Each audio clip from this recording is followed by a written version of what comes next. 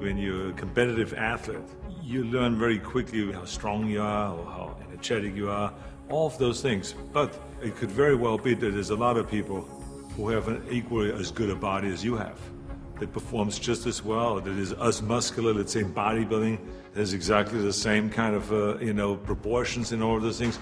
So the question really is what puts you over the top? It is the mind that really creates the body. It's the mind that makes you really work out the 4 or 5 hours a day.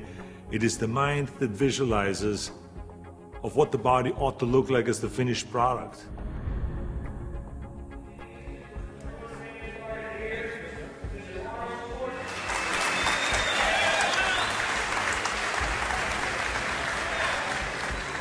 Hello everybody. For the last 2 years, I've been doing exhibitions like this all over California in various institutions and prisons and hospitals and so on. And I've been having a great time, and it's a very satisfying thing for me to do, to spend one day every month to come to one of those places and to help the guys with their training and so on. When I used to do seminars on how to become a champion, I would always ask people, why do you want to be a champion? Or what do you want to accomplish? Why are you training? And they will, if a guy will get up and he will say, well, I want to train because I think that if I get muscular and I feel like I'm getting the kind of definition, then I maybe can enter a bodybuilding competition. I said, sit down. I said, if you think this way, you're going to be a loser. You're never going to make it because there's no maybe. You got to get up and say, I want to be a champion. And I do whatever it takes. The amount of hours it takes, the posing, the this, the that, the visualization, looking at training footage, looking at motivational books, reading this, reading, whatever it takes, I would do. That's the answer I want to hear from you. You can detect right away those that are going to be shaky and that will fall behind and they will not go all the way, and those that are very hungry. And that hunger you have to develop because you have to create a goal for yourself, whatever that may be, a short-term goal and a long-term goal, and you got to go after that. And if you do not see it, and if you do not believe it, who else will? The body is very important, but the mind is more important than the body. You have to visualize what that body ought to look like in order to make it win, because that's what creates then the will that you need to go to the gym every day. The will that makes you go into the 4 reps, the will that makes you go beyond and you do your 500-pound reps in the squats and you can't do another rep and your body is shaking. It's the will that makes you go one more time down and struggle up one more time. And so it's all of this, so the mental aspect that motivates you and that makes the difference between you being in the gym full of joy and looking forward to doing that extra rep and looking forward to doing those extra 100 reps in the sit-ups and working past the pain barriers. That all is the mind. That's not the body. So this is why I think the body is very important, but the mind is more important than the body. So you got to go to the gym and feel like every rep that you do is getting you one step closer to that goal, to make that vision that you have turn into reality. And that's why when you look at pumping iron, for instance, you can see that we always had great joy in the gymnasium. And people always were saying, why would you laugh and have a good time? You're working out 5 hours. Well, we did because I knew that every workout, every 5 hours will get me closer to becoming the Mr. Olympia or the Mr. Universe or the Mr. World and all those things. And I think that if you think that along the way you're not going to fail, then you're blind.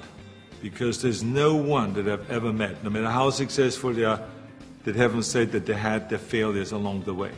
You have to. I mean, the only way that you really know that you can lift 500 pounds is if you're willing to fail.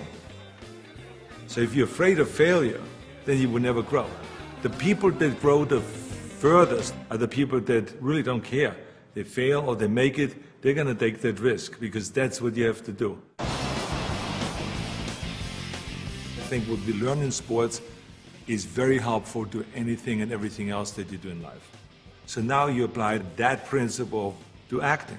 And you say, well, wait a minute, I put 5 hours in every day in working out, I did my posing 1 hour a day, I did my stretching and the this and that, and all of those kind of things.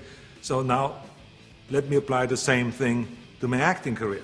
Let's go to acting class every day. Let's go and work on the accent, the same amount of time, with the same will, and let's visualize what am I shooting for? Okay, I want to be another Clint Eastwood. I want to be another John Wayne. I want to be another Kirk Douglas, all those great heroes that I admired as a kid. So that's what I'm going after. And that same principle works, even though there's so many people around that say, no, you will never make it because you have an accent, your body is too big, and your name Schwarzen, Schnitzel or whatever, who can pronounce that? But you know. It doesn't matter if anyone else knows and if anyone else believes in it, but you know. And that you know that principle of visualizing yourself as a star will work, and all you have to do now is go towards that vision. I've retired from bodybuilding in 1975, and I signed a series of Conan movies.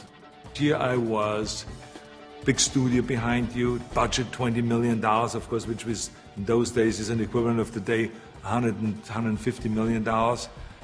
I was going to Australia to be a judge at the Mr. Olympia competition. But then all of a sudden, I thought, I should compete.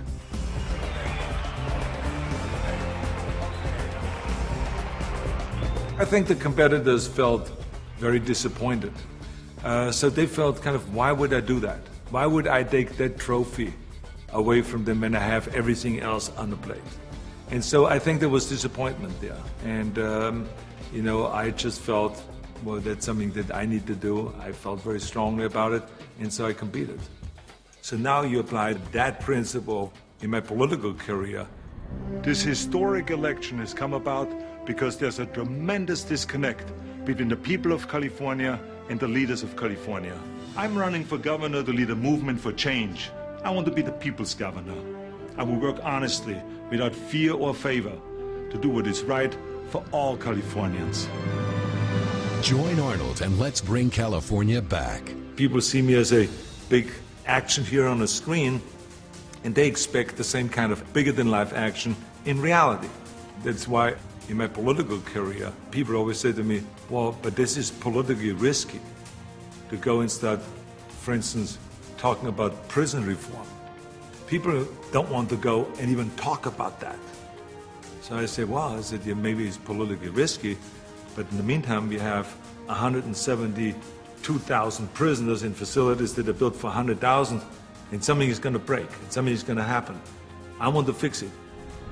I feel very strong that I can bring people together. I feel very strong that I could unite Democrats and Republicans, all of those things. And I knew exactly what needed to be done to turn the economy around, to bring jobs back, to bring businesses back, to reform, workers' compensation, and to do all of those things. I knew there's certain things that we have to do to turn the economy around and to make people in California feel like that this is, in fact, a golden state. And true enough, after I have announced and after I ran and after I won, all of the things that I've planned became a reality. I always use bodybuilding as an example for a lot of things that I do. If it is talking about the budget, if it's talking about the environment, if it's talking about prison reform, somehow I always get in my experience of what I've learned in bodybuilding and then somehow tie it in of what I'm doing today. I have learned a tremendous amount, and every day still is a learning experience.